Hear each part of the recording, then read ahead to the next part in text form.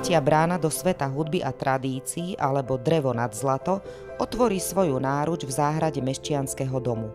Priestory oživené množstvom zelene budú zamerané na podporu rastu komunitného života. Pútavým prvkom návrhu je krytý tanečný kruhový parket s reliéfmi svetadielov, určený na tanečné a hudobné vystúpenia, zábavy, rôzne kultúrne akcie, vystúpenia folklórnych súborov, hudobných skupín, kurzy spevu, hlasovej techniky, diskusie o tradičných remeslách, tvorivé dielne a iné aktivity, počas ktorých skúsenejší remeselníci odovzdajú dar remesla a zručnosti mladšej generácii. Táto brána bude zároveň nositeľom hudobného odkazu.